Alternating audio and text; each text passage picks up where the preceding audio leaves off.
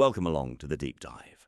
This is where we take the source materials you give us, could be articles, research, maybe even just a few quick notes, and we pull out those really key bits of knowledge, those essential insights. Think of it as, your fast track to getting genuinely informed, maybe with a little bit of humor thrown in.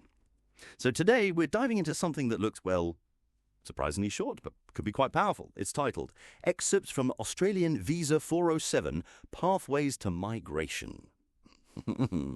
Right. Now, our mission, our challenge here, it's kind of interesting. How much important stuff can we actually dig out from something this concise? It's about really getting to the heart of an idea, even if it's just laid out in a few words.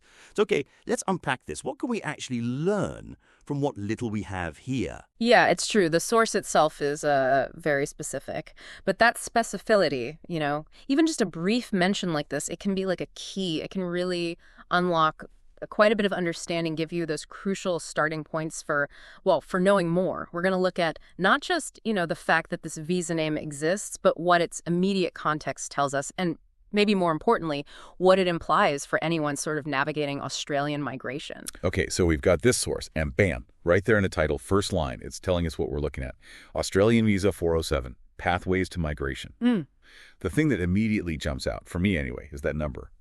407. Is someone trying to figure out Australian immigration? Why is that number, that identifier, so important? That's a really good question, because in these complex systems, like immigration certainly is, these numbers, they're rarely just random, the 407 part. It's not just a label.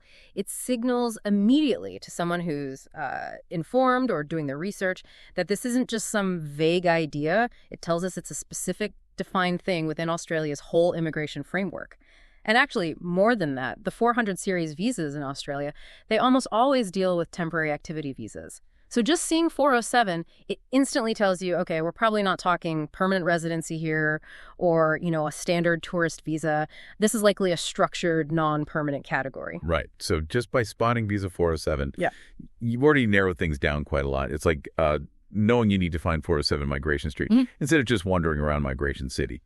You immediately get that it's a specific route and, like you said, probably a temporary one. Exactly. And then you take that number, that specificity, and you add the phrase pathways to migration.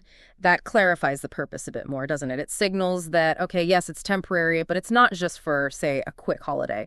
This visa seems designed to let people come to Australia for particular structured reasons that are likely meant to, lead somewhere or achieve something specific. That feels like a really key distinction. When the source says pathways to migration, what kind of pathways are we usually talking about with a 407? Is it like a direct line to becoming a permanent resident, or is it something else entirely?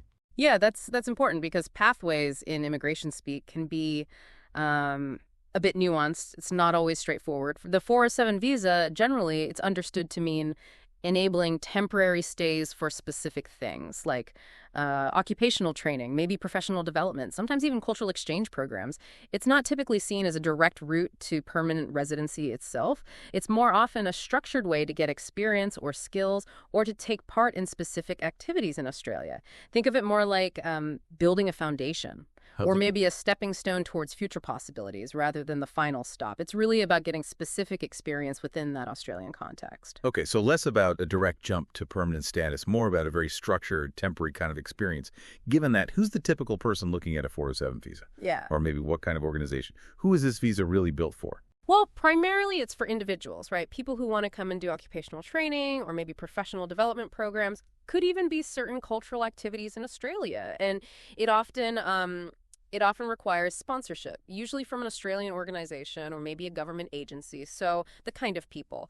You might be looking at students coming for practical experience related to their studies or professionals trying to upskill in their field or maybe participants in specific agreements between countries. It's quite a targeted visa for specific time-limited things. And seeing 407 just instantly flags that context. Okay, so let's just quickly recap what we've managed to sort of pull apart today. From what looked like a tiny bit of info to start with, we've zeroed in on this Australian Visa 407. We've learned that the 407 number itself is a big clue, tells you it's a temporary activity visa. And its purpose, described as pathways to migration, generally means it's for structured experiences, things like training or professional development. Crucially, probably not a direct path to settling permanently. And for you listening in, the value here, I think, is seeing how understanding the precise name and purpose of these specific mechanisms, even just at a high level, can be really useful. It shows that even small bits of information can be powerful starting points, can't they, for getting a much deeper understanding later on. Knowing Visa 407 doesn't mean you know everything about Australian migration, obviously not, but it does mean you know a very specific, actionable piece of it.